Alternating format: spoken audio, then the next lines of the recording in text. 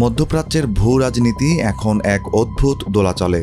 দীর্ঘকাল ধরে আরব দেশগুলোর কানে এই মন্ত্র জপানো হয়েছে যে তাদের অস্তিত্বের প্রধান শত্রু হল ইরান।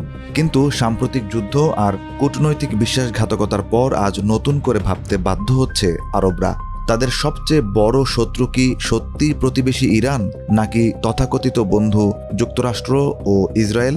আর নিরাপত্তার নামে যাদের ঘরে টেনে নেওয়া হলো, তারাই কি শেষ পর্যন্ত আরবদের ধ্বংসের কারণ হয়ে দাঁড়াচ্ছে? মিডল ইস্ট আইয়ের এক বিশ্লেষণী প্রতিবেদনে এই প্রশ্নগুলোর উত্তর বেশ নির্মোহভাবে খোঁজা হয়েছে। প্রতিবেদনে দেখা যায়, কয়েক দশক ধরে সফলভাবে আরব বিশ্বের মনে ইরান ভীতি গেঁথে দিয়েছে যুক্তরাষ্ট্র ও ইসরায়েল। এই ভীতিকে পুঁজি করেই আব্রাহাম অ্যাকর্ডসের মতো চুক্তির মাধ্যমে ইসরায়েলকে আরবের অন্দরমহলে ঢোকার সুযোগ করে দেওয়া হয়েছে। কিন্তু যুদ্ধের ময়দানে দেখা যাচ্ছে যুক্তরাষ্ট্র আরব দেশগুলোর নিরাপত্তা নিশ্চিত করার চেয়ে নিজের ভূ রাজনৈতিক স্বার্থ ও তেলের বাজার নিয়ন্ত্রণেই বেশি মনোযোগী। যখন হরমুজ প্রণালী অবরুদ্ধ হলো এবং আরবদের বাণিজ্যিক স্বার্থ বিঘ্নিত হতে শুরু করলো, তখন সাহায্যের হাত বাড়ানোর বদলে সেরেফ প্রতিরক্ষামূলক অবস্থানের অজুহাতে নিজেকে গুটিয়ে নিল ওয়াশিংটন। বিপরীতে ইরানের সঙ্গে আরবদের বিরোধ মূলত আদর্শগত এবং আঞ্চলিক আধিপত্যের। কিন্তু ইরান কখনোই আরবের মাটিতে এমন ধ্বংসলীলা চালায়নি যা যুক্তরাষ্ট্র ও ইসরায়েল গত কয়েক দশকে ইরাক, লিবিয়া কিংবা ফিলিস্তিনে চালিয়েছে। বিশ্লেষকদের মতে যুক্তরাষ্ট্র আরব দেশগুলোকে ব্যবহার করছে ইরানের বিরুদ্ধে এক ধরনের ফ্রন্ট লাইন বাফার হিসেবে।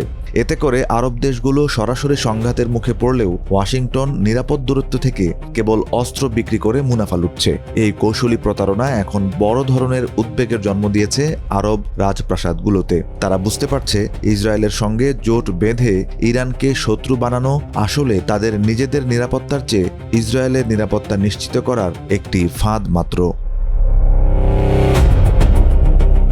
অন্যদিকে ইসরায়েলের ক্রমবর্ধমান উগ্রবাদ ও ফিলিস্তিনিদের উপর দমনপীড়ন আরব দেশগুলোর জনমতের উপর প্রচণ্ড চাপ সৃষ্টি করছে। শাসকরা যখন ইসরায়েলের সঙ্গে হাত মেলাচ্ছেন, সাধারণ মানুষ তখন একে দেখছেন নিজ ধর্মের ও জাতির উপর বিশ্বাসঘাতকতা হিসেবে। ফলে আরবরা এখন এক দ্বিমুখী হুমকির মুখে। একদিকে ইরানের আঞ্চলিক প্রভাব, অন্যদিকে যুক্তরাষ্ট্র ও ইসরায়েলের সুপরিকল্পিত আধিপত্যবাদ। গোয়েন্দা প্রতিবেদনগুলো বলছে ইরানের হুমকি মূলত মোকাবিলাযোগ্য, কিন্তু যুক্তরাষ্ট্র ও ইসরায়েলের যে সামরিক ও অর্থনৈতিক জালে আরবরা জড়িয়ে পড়েছে, তা থেকে বেরিয়ে আসা প্রায় অসম্ভব। আরব বিশ্বের জন্য আসল হুমকি এখন আর কোনো একক দেশ নয়, বরং একপাক্ষিক নির্ভরশীলতা। ওয়াশিংটন যেভাবে সংকটের সময় মিত্রদের স্বার্থ বিসর্জন দিয়ে ইরানের সঙ্গে দর কষাকষি করছে, তাতে আরবরা বুঝতে পারছে তারা আসলে এক গভীর প্রতারণার শিকার।